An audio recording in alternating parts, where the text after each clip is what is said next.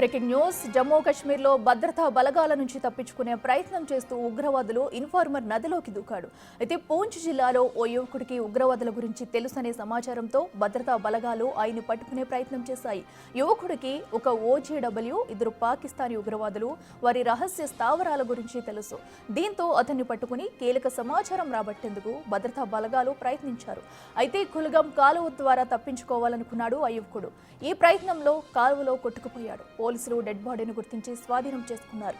అంతేకాదు సూరాన్ కోట్ ప్రాంతంలో ఉగ్రవాద స్థావరాన్ని కూడా ఛేదించారు. 2 రేడియో సెట్లు, ఒక IED స్వాధీనం చేసుకున్నారు.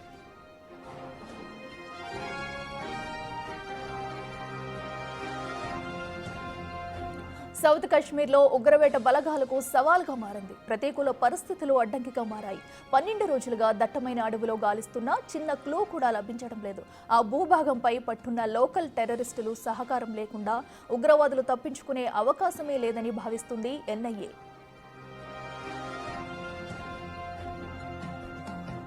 ఇప్పటికే బైసరన్ వ్యాలీలో అటాక్ జరిగిన రోజు షాప్ మూసి ఉన్న యజమానిని అదుపులోకి తీసుకుంది.